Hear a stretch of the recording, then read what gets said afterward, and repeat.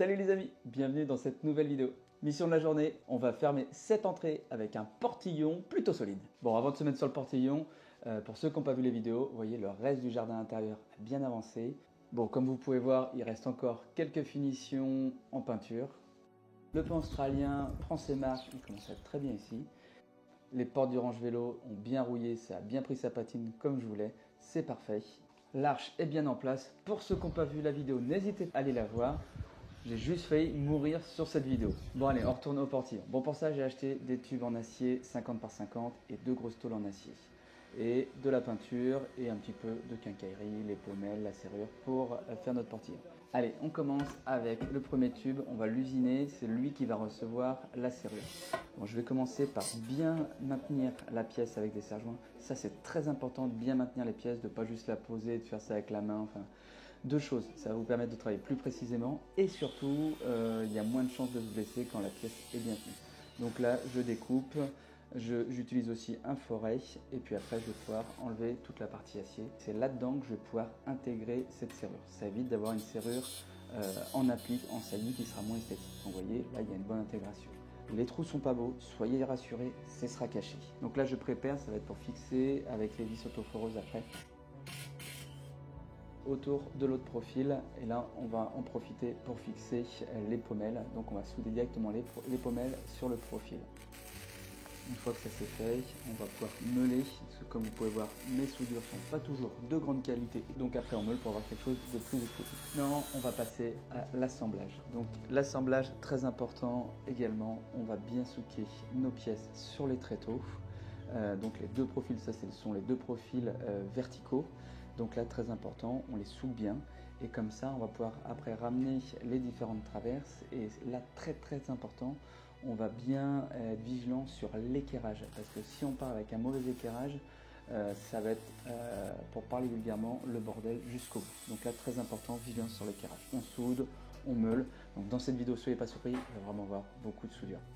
Donc là on va mettre la première tôle. Pareil, avec cette tôle, on la maintient bien avec des serre-joints parce que comme ça, quand on soude, ça évite que ça bouge et ça évite d'avoir des surprises après. Donc là, pareil, on soude. Donc là, on est à l'extérieur, on meule.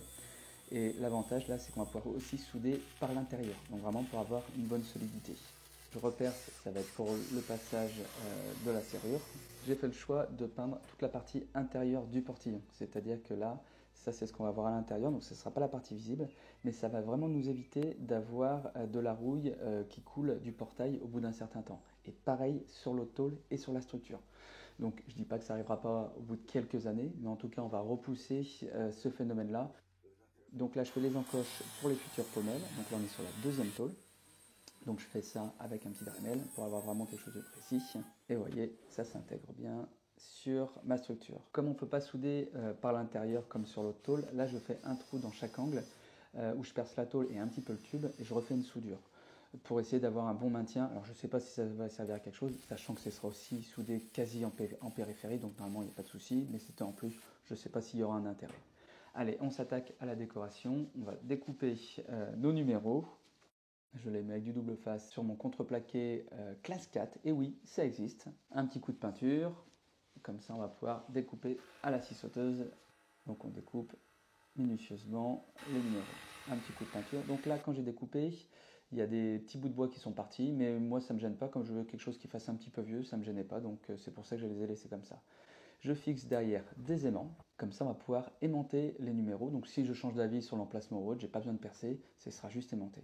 Là je prépare pour la pose une équerre qui va me permettre de maintenir mon profil acier que j'ai scellé au sol. Je vais pouvoir le maintenir en partie haute grâce à cette platine sur le poteau châtaignier qui existe déjà. Donc ne soyez pas étonnés, j'arrose la brande parce que comme j'ai soudé juste à côté, pour éviter que ça fasse des chocs à pic, j'ai tout arrosé. Et bien sûr, je laisse l'arrosoir à côté, au cas où. Je vous confirme, elle pose un âne mort. Mais comme ça, je vais pouvoir installer les pommelles sur la partie montante. Et voilà, il n'y a plus qu'à souder maintenant.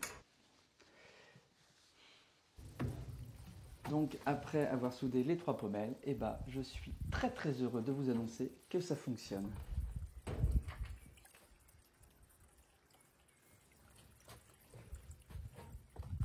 Ça marche. Bon, maintenant, j'installe la partie serrure. Je mets en place les rosaces.